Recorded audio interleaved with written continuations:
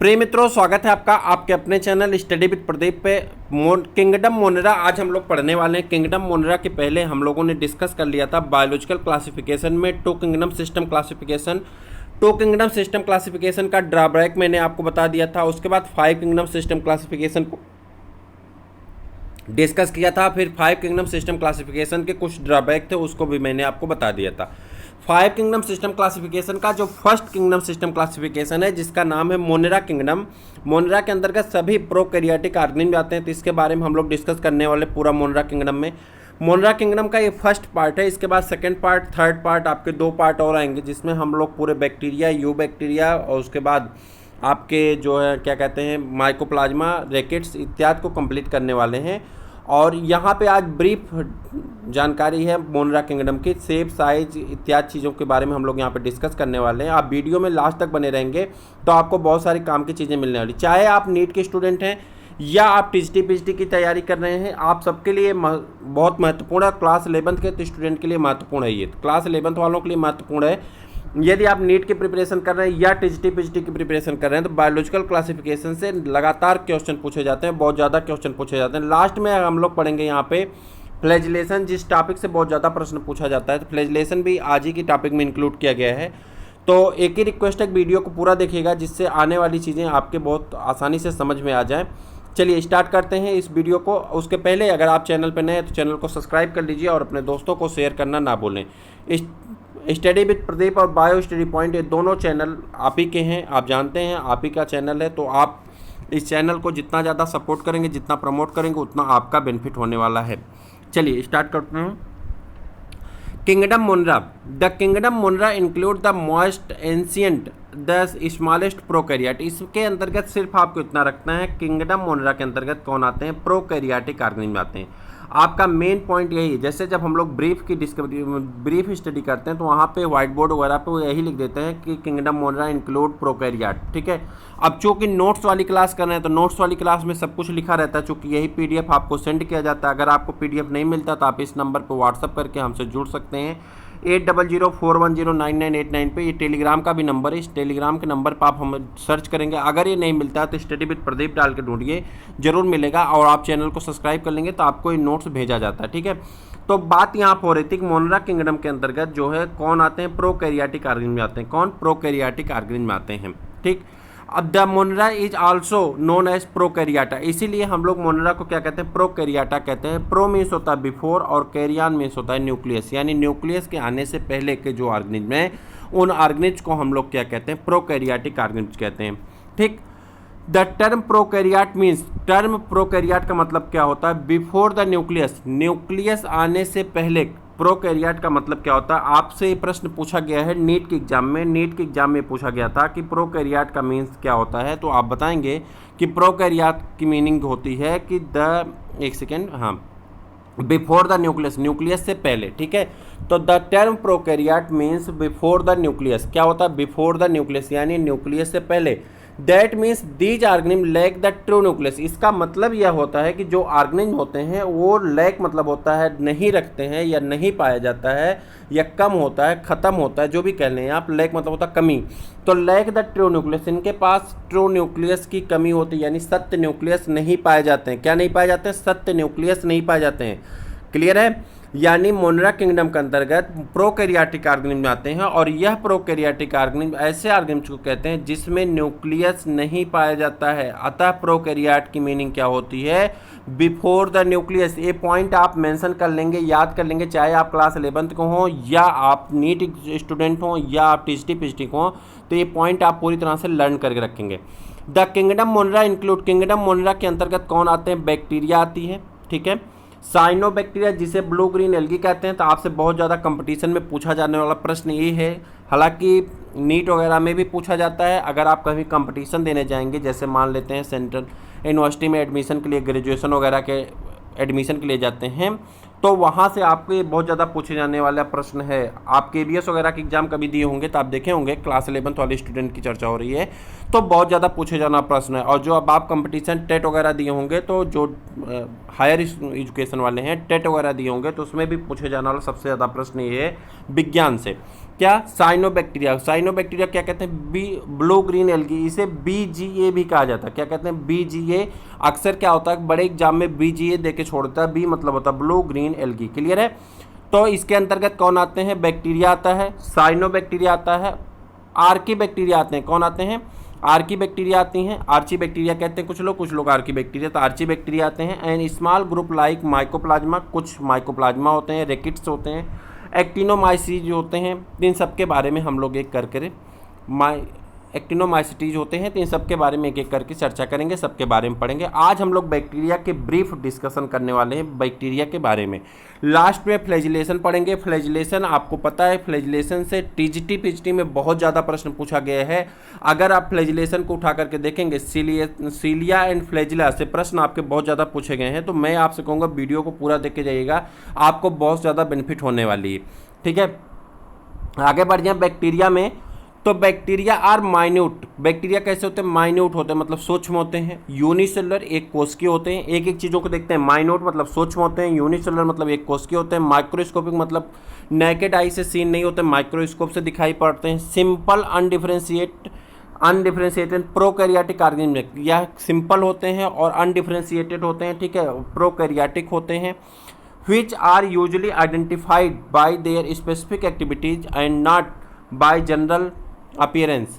ठीक, they are discovered by Dutch naturalist Anton van Leeuwenhoek. कह रहे हैं डच के एक साइंटिस्ट थे और इनके द्वारा इसकी डिस्कवरी की गई थी। किसकी, जल्दी बताइए किसकी, बैक्टीरिया की। एंटॉन वान ल्यूवेनहाक, इनका नाम क्या है, एंटॉन वान ल्यूवेनहाक। आपने जब सेल पढ़ा था क्लास 9th में, क्लास 11th वाले स्टूडेंट, आपके भी कोर्स में सेल के बारे में डिस्कस किया गया है, सेल आपको भी पढ़ना है। ठीक है, सेकंड पेपर में है। तो जब सेल के बारे में आपने पढ़ा था तो सेल में पढ़ा था कि जो सेल की डिस्कवरी हुई थी रॉबर्ट ब्राउन ने की थी। किसने की थी, रॉबर्ट ब्राउन ने ना, नहीं, रॉबर्ट हुक ने की थी। किसने की थी, रॉबर्ट हुक ने की थी। किसकी खोज, सेल की डिस्कवरी 1664 में किसने की थी, रॉबर्ट हुक ने। 1664 में किसने की थी, रॉबर्ट हुक ने। ठीक, तो आपको बताना है कि रॉबर्ट ब्राउन ने किसकी खोज की थी, रॉबर्ट ब्राउन ने किसकी खोज की थी। जिसको भी आंसर पता होगा वो कमेंट करके जरूर बताइएगा कि रॉबर्ट ब्राउन ने किसकी डिस्कवरी की थी। रॉबर्ट हुक ने सेल की डिस्कवरी की थी। अच्छा, रॉबर्ट हुक जो सेल की डिस्कवरी किए थे, इन्होंने एक्चुअली पेरिफेरी की डिस्कवरी की थी। तो अंदर जो लिविंग सेल की डिस्कवरी किए थे, कौन किए थे, एंटॉन वान ल्यूवेनहाक। और इन्होंने जो लिविंग सेल की डिस्कवरी की थी तो इन्होंने बैक्टीरिया को भी देखा था। ठीक है, किसमें, दांत के निकाले हुए जो स्क्रैच किए हुए जो मल निकलते हैं, मब होता है ना, जो दांत के ऊपर बैठ जाता है, सुबह पीला दांत दिखता है आपका, उसके बाद ब्रश करते हैं तो आपका फ्रेश होता है। तो जो दांत का कचरा होता है, उस कचरे में भी इन्होंने देखा था किसको, बैक्टीरिया को। एंटॉन वान ल्यूवेनहाक सबसे पहले किसको ढूंढे थे, बैक्टीरिया को ढूंढने वाले सबसे पहले माफ करिएगा, बैक्टीरिया ऑर्गेनिज्म को ढूंढने वाले सबसे पहले साइंटिस्ट कौन है, एंटॉन वान ल्यूवेनहाक है। ही ऑब्जर्व बैक्टीरिया इन 1674। इन्होंने कब ढूंढा था, 1674 में। कब, 1674 में, जब लिविंग सेल की डिस्कवरी किए थे। बट इन्होंने इसका नाम क्या रखा था, एनिमलक्यूल्स। क्या नाम रखा था, एनिमलक्यूल्स रखा था, लिटिल एनिमल। इन्होंने इसको छोटा एनिमल बताया और एनिमलक्यूल इसका नाम रख दिया। इन्होंने बैक्टीरिया नाम इसका नहीं रखा था। बैक्टीरिया की खोज किसने की थी, एंटॉन वान ल्यूवेनहाक ने। और उन्होंने इसका इंडिकेशन किससे किया था, एनिमलक्यूल से, जिसका मतलब होता है little animal. Due to their small size और मोर्टेलिटी, क्योंकि वो तैर रही थी। बैक्टीरिया क्या होता है, मोर्टेलिटी होती है, उसमें गति करने की क्षमता पाई जाती है, तो वो गति कर रही थी और बहुत सूक्ष्म थी। माइक्रोस्कोप से इन्होंने देखा था, खुद के बनाए हुए माइक्रोस्कोप से। तो इन्होंने इसका नाम क्या रख दिया था, जल्दी बताइए, एनिमलक्यूल्स। बाद में इस बैक्टीरिया के लिए आपसे प्रश्न पूछा जाता है, यहाँ से नीट वाले और टीजीटी पीजीटी वाले हमारे मित्र ध्यान दें कि यहाँ से आपसे प्रश्न बहुत ज़्यादा पूछा जाता है कि टर्म बैक्टीरिया किसने दिया था। तो आप बताएंगे बैक्टीरिया टर्म किसने दिया था, एरेनबर्ग ने। जैसे आपका नाम मान लेते हैं रमेश, दिनेश, सुरेश, कुछ भी होगा, ठीक है, मान लेते हैं आपका नाम कुछ भी है, यहाँ पे दिनेश मान लेते हैं, तो आपका नाम दिनेश है। ठीक है, सपोज करते हैं कि आपका नाम क्या है, दिनेश है। अब दिनेश आपका नाम किसने रखा, आपकी बुआ ने, मम्मी ने, पापा ने, दादा ने, बाबा ने, किसी ने तो रखा होगा। आपको पहली टाइम किसी ने दिनेश बुलाया होगा। तो बैक्टीरिया का नाम बैक्टीरिया किसने रखा, ये बात आपसे पूछी जाती है। बैक्टीरिया को सबसे पहले बैक्टीरिया किसने कहा था, तो आप कहेंगे एरेनबर्ग ने कहा था। कब कहा था, 1838 में। कब कहा था? 1838 में। 1838 और भी एक तरह से बहुत फेमस है, 1838 और 1839। जल्दी बताइए किसके लिए? 1838 और 1839 बहुत फेमस डेट है। सेल थ्योरी दी गई थी स्लाइडेन और स्वान के द्वारा, सेल थ्योरी दी गई थी स्लाइडेन और स्वान के द्वारा, ठीक है। In 1850 Louis Pasteur led to the scientific foundation of bacteriology. Louis Pasteur ने साइंटिफिक फाउंडेशन रख दिया किसके लिए? बैक्टीरियोलॉजी, जो बहुत बड़ी ब्रांच है। किसी ने मुझसे पूछा था कि आईसीबीएन में और आईसीबीएन में हम कैसे डिफरेंशिएट करेंगे, यानी दोनों का नाम तो ये इंटरनेशनल कोड ऑफ बॉटनिकल नामनक्लेचर और इंटरनेशनल कोड ऑफ बैक्टीरियोलॉजिकल नामनक्लेचर या बैक्टीरियल नामनक्लेचर। देखिए, आपसे जब भी प्रश्न पूछा जाएगा तो यहाँ पे वो आपसे यही पूछा जाता है बॉटनिकल नामनक्लेचर का, ठीक है। बैक्टीरियल नामनक्लेचर का प्रश्न कभी नहीं पूछा जाता आपसे। अगर कोई नॉर्मल कंपटीशन होता है तो वहीं ये सब चीज़ें फुल फॉर्म पूछने का आती हैं, और दो ही फुल फॉर्म पूछे जाते हैं आज तक। इंटरनेशनल कोड ऑफ बॉटनिकल नामनक्लेचर पूछा जाता है, या तो इंटरनेशनल कोड ऑफ क्या पूछा जाता है? इंटरनेशनल कोड ऑफ जूलॉजिकल नामनक्लेचर पूछे जाते हैं, या आपसे इंटरनेशनल कोड ऑफ वायरल नामनक्लेचर, ठीक। अगर आपसे कभी इसका दोनों पूछेगा तो दोनों दे देगा, international code of botanical nomenclature, international code of bacterial नामनक्लेचर।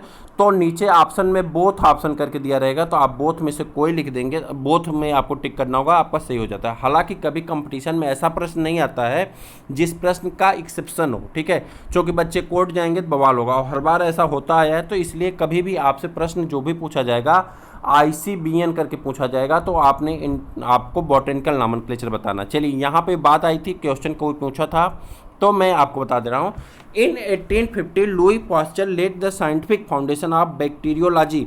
इन्होंने बैक्टीरियोलॉजी के लिए एक साइंटिफिक फाउंडेशन रख दिया। बैक्टीरियोलॉजी किसे कहते हैं? The branch of science that deals with the study of bacteria. विज्ञान की वह शाखा जिसके अंतर्गत बैक्टीरिया का अध्ययन किया जाता है, उसको हम लोग क्या कहते हैं? बैक्टीरियोलॉजी कहते हैं।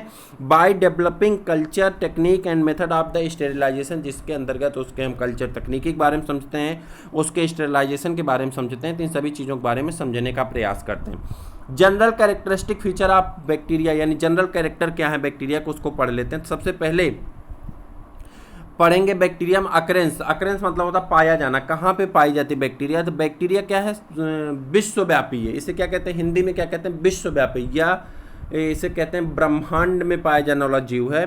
तो इसके लिए एक टर्म है यूबिक्विटस। क्या है? यूबिक्विटस एक टर्म है, इसका मतलब होता है विश्वव्यापी या सर्वव्यापी। इसको हिंदी, शुद्ध हिंदी इसकी है सर्वव्यापी। सर्वव्यापी मतलब सभी जगह पाए जाने वाले। आपने वो सुना ना कि सकल चराचर में हो समाये, तो वो है कि मैं अभी आपको बताऊंगा, मुझे भूल गया, अभी याद था तुरंत भूल गया, पहली लाइन उसकी भूल गई। तो वो एक पोयम है, जिस पोयम में आपने पढ़ा होगा कि कृष्ण भगवान के लिए बात कही गई है कि वो जहाँ देखो वहाँ दिखाई पड़ते हैं। तो उसके बारे में है कि तो उसी तरह से बैक्टीरिया हर एक जगह है, सर्वव्यापी कहते हैं, ठीक है। सर्वव्यापी, इसको क्या कहते हैं? सर्वव्यापी कहा जाता है, सर्वव्यापी, ठीक।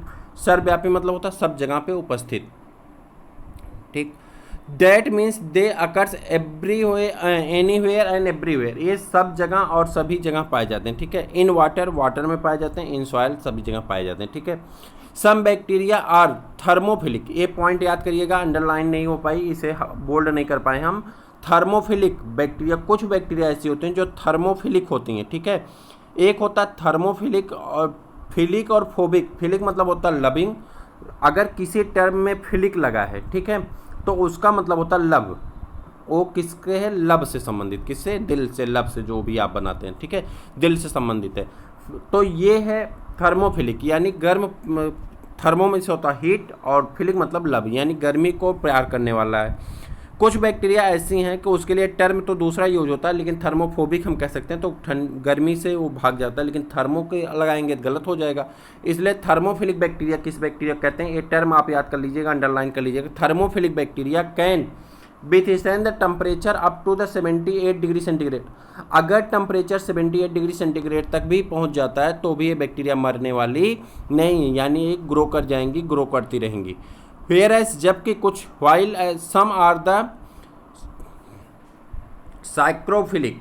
कैसी होती हैं? साइक्रोफिलिक कुछ होती हैं, बैक्टीरिया जो कि माइनस टेम्परेचर पे, -190 डिग्री टेम्परेचर पे भी ग्रो कर जाती हैं। तो दो टर्म है, एक है थर्मोफिलिक जो किसके लिए है, 78 डिग्री सेंटीग्रेड पे जो बैक्टीरिया ग्रो करती हैं उसके लिए है, यानी हाईएस्ट टेम्परेचर 78 पे भी ग्रो कर जाएंगे।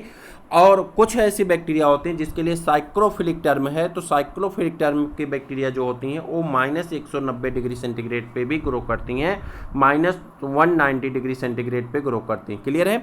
78 को आप 78 कहते हैं तो कोई दिक्कत नहीं ना, 78 तो सब लोग जानते होंगे। ठीक है। Size, the average size of bacterial cell range 1 mu micron to the 10 mu micron to 1.5 mu micron in width. कह रहा है कि 1 म्यू माइक्रोन लेंथ से लेकर के 10 म्यू माइक्रोन लेंथ तक और 1.5 माइक्रोन विथ तक की बैक्टीरिया पाई जाती हैं। The size of smallest bacterium, जो सबसे छोटी बैक्टीरिया होती है वो क्या होती है, कोकाई कहते हैं। हालांकि इस पर एक्सेप्शन चल रहा है तो कोकाई कहते हैं, अलग अलग टर्मोलॉजी यूज की जा रही है, लेकिन अभी तक हमारी बुक में यही सोर्स में दिया गया है, चाहे वो एनसीईआरटी हो चाहे जो भी साइड बुक हैं, तो हम लोग इसी को डिस्कस करेंगे। हालांकि कुछ लोगों इसका विरोध करते हैं, कहते हैं कोकाई नहीं है। ठीक है। तो the size of smallest bacterium cocci, ठीक है, कोकस कहते हैं या कोकाई कहते हैं। ठीक। The largest bacterium is the, largest bacterium का नाम बताओ, बिगियोटा मिरेबिलिस। कौन है? बिगियोटा मिरेबिलिस। ये सबसे बड़ी बैक्टीरिया है। कितना होती है? 16 to 45 म्यू माइक्रोन इसकी डायमीटर होता है, सेवरल सेंटीमीटर, और कभी कभी ये सेवरल सेंटीमीटर की भी पाई जाती है। ठीक। Shape, the shape and form of individual bacteria usually remain constant. कह रहा है इसका जो शेप साइज होता है कांस्टेंट होती है। Some are able to change their shape, कुछ के अंदर क्षमता होती है कि अपने शेप को परिवर्तित कर सकती, बदल सकती है। किसके ऊपर? Change the environmental condition, environment का कंडीशन बदलता है तो ये अपने शेप और साइज में भी चेंज करने की क्षमता रखते हैं। कौन? कुछ बैक्टीरिया होती हैं जिसमें ये क्षमता पाई जाती है कि इन्वायरमेंट के कंडीशन के हिसाब से वो अपने शेप और साइज में परिवर्तन कर लेते हैं। Such bacteria which range from their shape are called polymorphic. ऐसी बैक्टीरिया जो अपने शेप को चेंज करने की क्षमता रखती हैं उन्हें क्या कहते हैं? पॉलीमॉर्फिक बैक्टीरिया कहते हैं। The bacteria process following term forms, bacteria विभिन्न प्रकार के आकार प्रकार रखती है, उसके बारे में यहाँ चर्चा करने वाले। विभिन्न प्रकार के शेप साइज पाए जाते हैं। पहला देखते हैं कोकस। कोकस मतलब होता है बेरी, बेरी मतलब वो आप छोटे छोटे बेर होती है ना, उसी को मान लीजिए गोल संरचना पाई जाती है। The coccus bacteria are spherical, कैसी होती हैं? स्फेरिकल होती हैं, या इलिप्सॉइडल होती हैं, या ओवॉइड स्ट्रक्चर में होती हैं, या तो अंडाकार होती हैं या तो गोल होती हैं, या डिस्क्वाइड शेप में, जैसे आपका वो क्या कहते हैं, इलिप्सॉइडल शेप का मतलब हो जाएगा, शुद्ध हिंदी इसकी तुमको याद नहीं आ रही, इलिप्सॉइडल में पाई जाती हैं। ठीक है।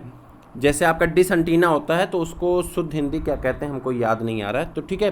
तो इलिप्सॉइडल शेप में पाई जाती हैं, या तो गोल होंगी, बस आप गोल अंडाकार रखिए। कोकस फॉर्म इन सिंगल माइक्रोकोकस, अगर वो अकेले हैं तो उनको क्या कहते हैं? माइक्रोकोकस कहते हैं। इन पेयर, अगर जोड़े में है तो डिप्लोकोकस, अगर वो 4 की संख्या में है तो टेट्राकोकस, अगर चेन में है तो स्ट्रेप्टोकोकस, अगर सीट के रूप में सीट बन गई है, चादर बन गई है, तो उसको स्टेप्लोकोकस कहते हैं। एफियोकोकाई are occurs in the cubical packet, कुछ क्या होते हैं क्यूबिकल पैकेट को बना लेते हैं, 8 या 8 से ज़्यादा बैक्टीरिया इसमें पाई जाती हैं, उसको सार्सिना कहते हैं। क्या कहते हैं? सार्सिना कहते हैं। तो यहाँ आप देखिए सब दी गई हैं। कोकाई अकेले है, डिप्लोकोकस, स्टेप्लोकोकस, ठीक, उसके बाद स्ट्रेप्टोकोकस, और इसके बाद सार्सिना है, और ए टेट्राइड है। ठीक है, क्लियर है। तो अलग अलग प्रकार के होते हैं, ये चीज़ें आप याद कर लेंगे। जब सिंगल होंगी तो माइक्रोकोकस होंगी, यानी सिंगल कोकस कह सकते हैं। पेयर में होंगे डिप्लोकोकस हो जाएंगी, 4 की संख्या में होंगे टेट्राकोकस हो जाएंगी, ठीक, टेट्राड, ठीक। उसके बाद अगर चेन के रूप में होंगे तो स्ट्रेप्टोकोकस हो जाएंगी, ए स्ट्रेप्टोकोकस। अगर शीत के रूप में होंगी, चादर के रूप में होंगी तो स्टेप्लोकोकस हो जाएंगी, थोड़ा थोड़ा सा अंतर है, स्टेप्लोकोकस हो जाएंगी। अगर ये क्यूबाइडल पॉकेट के रूप में हो जाएंगी तो 8 की संख्या में, अगर ये क्यूबाइडल या 8 से ज़्यादा क्यूबाइडल पॉकेट की संख्या में हो जाएंगी तो इसे सार्सिना कहते हैं। ठीक। बैसिलस, बैसिलस को, बैसिलस मीन्स होता है स्मॉल रॉड, रॉड शेप्ड में होती हैं, देखिए रॉड जैसी बैक्टीरिया होती हैं। The bacillus bacteria are straight rod shape cylindrical, या तो ये सिलेंड्रिकल होती हैं, या तो कैसी होती हैं, या तो ये रॉड शेप होती हैं, या तो सिलेंड्रिकल होती हैं। ओ आर अलग है, सिलेंड्रिकल अलग है, ठीक है। तो सिलेंड्रिकल होती हैं, ठीक। आगे बढ़ जाएं। स्पाइरलम, स्पाइरलम बैक्टीरिया किसे कहते हैं? The spirillum bacteria are spiral or cuboidal in shape. Spiral bacteria कैसे होते हैं? या तो स्पाइरल जैसा होती हैं या तो क्यूबाइडल शेप में पाई जाती हैं। विब्रियो, ऐसी बैक्टीरिया जो कैसी होती है? कॉमा शेप में होती है। कॉमा आप जानते हैं, जब कोई चीज़ लिखते हैं तो आप लगाते हैं कॉमा, तो कॉमा शेप में पाई जाती हैं। तो ये जो कॉमा लगाते हैं आप छोटे छोटे इन्वर्टेड कॉमा कामा, तो वो कॉमा शेप में पाई जाती हैं। ऐसे बैक्टीरिया को हम लोग क्या कहते हैं? विब्रियो कहते हैं। विब्रियो कालेरी इसका नाम है, विब्रियो कालेरी बैक्टीरिया है। और विब्रियो कालेरी बैक्टीरिया कौन से रोग देती है? कालरा नामक डिजीज देती। कौन सा डिजीज देती है? कालरा नामक डिजीज देती। ठीक है, तो को तेज चलते हैं, थोड़ा सा जल्दी खत्म करते हैं इसको। फिलामेंट के बारे में समझते हैं। फिलामेंटस बैक्टीरिया कुछ होती हैं जिसकी बॉडी कैसी होती है? फिलामेंट की तरह होती है, यानी ऐसे तंतु की तरह पाई जाती हैं। तो तंतु की तरह जैसे फंगल बैक्टीरिया, फंगल होता है जैसे कवक होता है, या क्या कहते हैं, फंजाई पाए जाते हैं, तो इसी तरह फिलामेंटस होती हैं। कौन है? बीजिएटा है। कौन है? बीजिएटा है, जो कि लार्जेस्ट बैक्टीरिया है। स्टार्क शेप में कुछ पाई जाती हैं। ठीक है, जैसे क्यूलोबैक्टर हैं। और बंडल बडेड शेप में पाई जाती हैं। ये बडेड शेप में पाई जाती हैं, तो इनको क्या कहते हैं? बैक्टीरियम सोलिन इन द रोडोमाइक्रोबियम। क्या कहते हैं? रोडोमाइक्रोबियम। फ्लैजिलेशन की बात कर लें। अच्छा हाँ, एक चीज़ यहाँ पे देखिए मैं बताना भूल गया कि अगर आप एनसीईआरटी पढ़ेंगे तो एनसीईआरटी में आपके सिर्फ और सिर्फ एनसीईआरटी में आपके सिर्फ और सिर्फ कितनी बैक्टीरिया दी गई? 4 शेप दिया गया। कितने शेप में दिया गया? 4 शेप में। यहाँ पे आपके 7-8 शेप लिखे गए हैं। 4 ही शेप आपके माने जाते हैं। हालांकि कभी साइज का टाइप नहीं पूछता, लेकिन 4 शेप ही आपके ओरिजिनल माने जाते हैं। फ्लैजिलेशन सबसे ज़्यादा इंपॉर्टेंट है। बैक्टीरिया को तैरने में जो मदद करता है उसे फ्लैजिला कहते हैं। उसके ऊपर जो बाल जैसी संरचना पाई जाती है उसे फ्लैजिला कहते हैं। ठीक है, अब इसी के बारे में समझना है। चलिए देखते हैं क्या है फ्लैजिलेशन। लास्ट टॉपिक होगी, पूरा याद करके जाइएगा, बहुत इंपॉर्टेंट टॉपिक है। फ्लैजिलेशन में आ जाएंगे तो flagellation on the basis of number of flagella, कह रहा है फ्लैजिला के नंबर के हिसाब से बैक्टीरिया में फ्लैजिलेशन अलग अलग प्रकार के होते हैं। ए ट्राइकस, अगर ए ट्राइकस कहते हैं तो ए ट्राइकस फ्लैजिला क्या होता है? ए मतलब होता है एब्सेंट, ट्राइकस मतलब हो जाएगा फ्लैजिला। तो फ्लैजिला क्या हो जाएगा? एब्सेंट होता है, जिसमें उसमें क्या कहते हैं? ए ट्राइकस कहते हैं। और इसका एग्जांपल कौन है? लैक्टोबैसिलस। किसमें पाया जाता है? मिल्क में। किसमें पाई जाती बैक्टीरिया? ये मिल्क में पाई जाती। कौन सी? लैक्टोबैसिलस, जो दूध को दही में बदलती है, कन्वर्टेड मिल्क इनटू कर्ड। तो ये बताएंगे एट्राइकस बैक्टीरिया किसमें पाई जाती है? फ्लैजिला एब्सेंट होता है और इसमें ये दूध में पाई जाती हैं, दूध को दही में कन्वर्ट करने में मदद करती हैं। मोनोट्राइकस किसे कहते हैं? Single flagella attach one side. इसमें सिंगल फ्लैजिला होगा और एक ही साइड में पाया जाता है, इसे कहते हैं मोनोट्राइकस। एक पाया जाएगा मोनोट्राइकस। विब्रियो कालेरी मैंने बताया आपसे, कालरा नामक डिजीज देता है। ठीक है, कौन सा डिजीज देता है? कालरा नामक। Lophotrichous many flagella attach on one end. एक ही साइड में बहुत सारे फ्लैजिला पाए जाएंगे, एक ही साइड में बहुत सारे फ्लैजिला पाए जाएंगे, उसे क्या कहेंगे? सिफ्लोट्राइकस। क्या कहेंगे? सिफ्लोट्राइकस। ठीक है, स्यूडोमोनास फ्लोरेसेंस इसका एग्जाम्पल है। उसके बाद आगे बढ़ जाएंगे। एम्फीट्राइकस बैक्टीरिया या एम्फीट्राइकस फ्लैजिलेशन किसमें कहा जाएंगे? Single flagellum attach to each of the 2 end. कह रहा है कि सभी साइड में, दोनों एंड में अटैच होंगे, जिसे नाइट्रोसोमोनास कहते हैं। नाइट्रोसोमोनास आपने पढ़ा था नाइट्रोजन साइकिल में, जब आपने नाइट्रोजन साइकिल क्लास 9th में पढ़ा था, या इकोलॉजी में नाइट्रोजन साइकिल पढ़ेंगे तो यहाँ पे पढ़े होंगे आपने नाइट्रोसोमोनास के बारे में। और लोफोट्राइकस एक group of flagella attach on the each आप 2 एंड। कह रहा दोनों एंड पे पाए जाएंगे, एक ग्रुप ऑफ फ्लैजिला होंगे और दोनों एंड पे पाए जाएंगे, उसे क्या कहेंगे? लोफोट्राइकस। और peritrichous flagella are attached all over the body. कह रहा है कि अगर पूरे बॉडी पे फ्लैजिला पाया जाता है तो पेरीट्राइकस उसको कहते हैं। पेरीट्राइकस साल्मोनेला टाइफी, जैसे साल्मोनेला टाइफी से क्या होता है? टाइफाइड नामक फीवर होता है। तो इस सीरीज में आज यहीं तक, फिर मिलते हैं किसी और वीडियो में। उम्मीद करता हूं कि वीडियो आपको पसंद आया होगा, अपने दोस्तों को भी शेयर करिए। फिर मिलते हैं किसी और क्लास में, तब तक के लिए इजाज़त दीजिए। जय हिंद।